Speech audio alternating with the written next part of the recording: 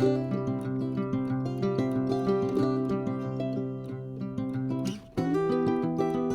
up, guys? Welcome back to Mojo Homestead. It is officially our last frost date. Plants can go in the ground. We know that doesn't mean that there's no, we are completely frost free. Yeah. But basically what that means, if you guys don't know, is it's when after that date, you've got a 30% or less chance that you're actually going to get a freeze. Yeah. And that's how they determine when your last frost date is. And we have frost bumps, so I'm not worried. Right, exactly. And we can get stuff in the ground. So yep. Yeah.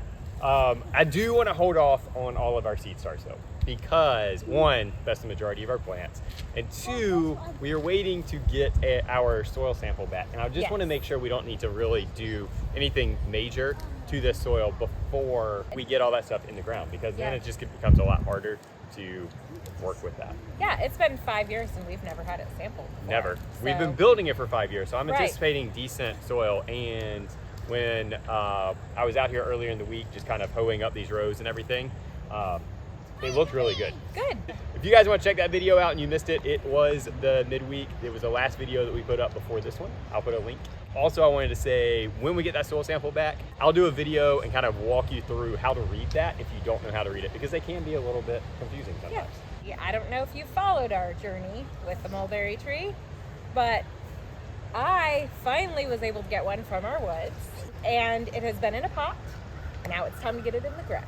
Yes, and if we have time, we're gonna get corn in the ground. Yes. Yeah. So excited about that. We have a fun variety that we'll get to later. Yeah, we're gonna be working in the garden, trying to get these paths mulched down, and also I'm hoping to kind of get this teepee in the middle established. So we're gonna go ahead and get started because we do have rain this weekend. It's not gonna be all weekend, but we gotta kind of work around that. So yeah, if you guys have not subscribed yet, we would love for you to join our YouTube family by hitting that subscribe button. Also, give us a like if you like this material, and comment. When is your last frost date? Because I know that we are a little bit early compared to a lot of the country. But yeah, out of curiosity, I would just like to know when yours is, because every gardener looks forward to that date. Yeah. Jeremy's the landscape designer. You guys know that if you've been following us. And we did some curving last year in our garden and we loved it. Became more of a joy to be in. It was beautiful, it was relaxing. And then Jeremy, without me knowing, he surprised me and turned the main garden area that we were letting rest over the winter. Earlier this week, he actually turned that growing space into a labyrinth. I first went on the labyrinth when I was in college, and there's something about walking and being able to hear the Lord. I kind of have a lot of thoughts going through my mind often. So we'll have mulched walkways, and then the beds where we plant will be in between the circle, which is the labyrinth. This mulch we got from a couple trees we took down so that we could have space for a greenhouse. So we are supposed to have storms coming in. It is going to get rainy. So my goal is to get all of this mulched before the rain comes. So I better get moving. All right, so I have employed my daughter, payment with food, out of the garden to help out with the teepee because she's an expert teepee maker. Tell them why. Because I helped one of our friends build one. Yes, she did. Like a real authentic teepee. Okay, not the leather skin covering, but yeah. So, she's my official hatchet tree cutter downer. All right, so Mo got this hatchet for Christmas, and little did she know that she was gonna be put to work with this hatchet. She thought it was just a toy. But, okay, it was meant to be a toy. I mean, serious toy. But she enjoys cutting down trees, so I figured, hey, why not? Let's let her help out with the garden. But she's gonna be obsessed with the space that she is creating in the garden. So yeah, we're just looking for a lot of our sweet gum trees, just little ones. One, because they're easy to cut down. Two, because they grow pretty tall but stay pretty skinny.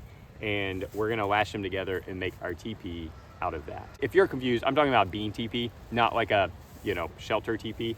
In our garden, that's gonna be kind of the centerpiece in the whole spiral, storm, labyrinth section of it. So we're gonna go finish cutting these down. We're probably gonna get about 6 to 8 of these long ones, and then it's pretty widely spaced, so I'm thinking that we're gonna lash together cross support to go basically around the edges. Also, it gives more structure for those beans to grow up.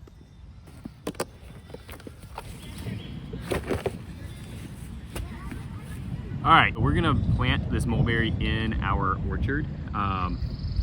We're gonna replace this peach tree because this peach tree has just not done well. It is not thriving, it's actually dying.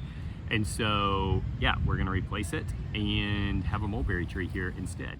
So for those of you who may not know the story about the mulberry, when we first started being interested in homesteading, we were watching another homestead family and they had a mulberry tree in their front yard. And I never realized how big and prolific a mulberry tree was. And from that point on, I just had this desire to have a mulberry tree. And just like, it's so the goodness of the Lord. Like, we were walking our path one day, and Jeremy looked up and there was a mulberry tree in our woods. And I got so excited. The problem was where the mulberry tree is in our woods, it gets so heavily shaded that it doesn't produce mulberries. You can get like 2 or 3 off of it a year.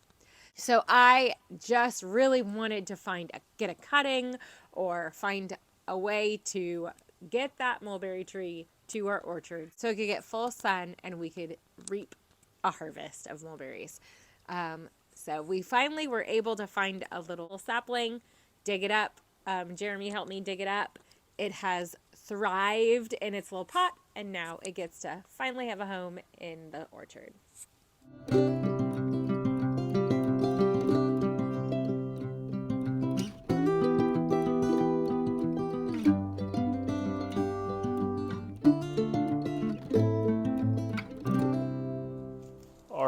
Rain has moved out and I was able to get a shower and actually get ready for the day.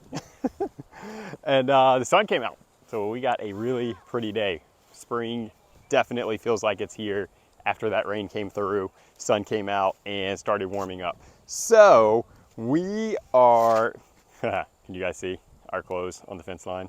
It's because the dryer's still not fixed.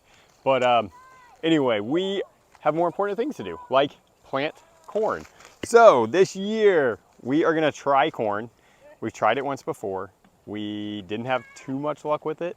And so we're gonna try more of a field corn this time. And we are doing glass gem. Very excited about doing these things and seeing how they turn out. So we're gonna put it in the orchard space that you can see around me and nestle it in here. I'm hoping that a lot of the grass, the weeds and stuff like that that are growing in here are going to help protect them when they're young, kind of disguise them. They'll grow up higher than the grass, they'll outgrow the grass, and hopefully do well. We're gonna see. This is definitely an experiment for us. We don't have a lot of room in the garden to dedicate to a large crop like corn. So we're gonna get this started and hope for the best.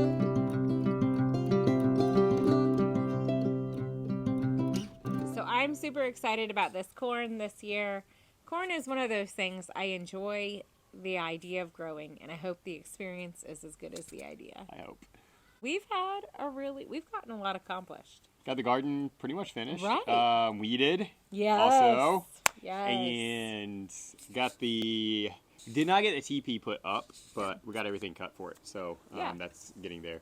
And yeah, got the mulberry tree planted. I'm so excited about that mulberry tree. But now it's time for highs and lows. Highs and lows. Woo-hoo. So one of my highs is that it's the last, not the first, the last frost day. Yes. Definitely my high. And my other high is that Luna is doing so much better. Yeah, she's really doing great. Yes, and then we probably have a dual high, but we'll wait on that one. Yes. And then my low would be that I think just that we didn't get to work on the greenhouse much more. I did get a couple of trees taken down that needed to be taken down before we really start building the structure, but it's just been like the last 2 weekends have been rainy and the weather hasn't been great, and so it's just kind of put a delay on it. Yeah. I mean, we're already so late that it's not like I'm in a time crunch right now, but I do want to get it done, and I'm ready to get it done. Yeah. So we don't have any more damage on the windows. Yeah, I'm a little nervous about that. What about you? So my high is that we're on spring break for baseball and dance. So we have some family evenings available this week, which I'm excited about, and I'm excited that maybe I'll get a few extra things done. Probably not, because Fingers crossed. I still have kids, but yes, fingers crossed we get a few extra things done around the house, the homestead, and all that. So my low is probably also the greenhouse, and also that we didn't get the clothesline put up this weekend because I was really hoping that would be put up just to make life a little easier. But, you know, we have no baseball or dance this week, so. If I can get home from work early enough, then. Yeah, we'll get it done. So our other high, we hit 1,000 subscribers. So thank you guys so much. Yes, yeah. That's been our first big kind of milestone with the channel and everything. So we thank you guys, all of you, the first subscribers to the ones who just subscribed kind of over the weekend and stuff. We really do thank you. We really appreciate you guys so very much. Yeah. Thanks for joining our family. Yes, yes. We hope you guys have a great week and be blessed.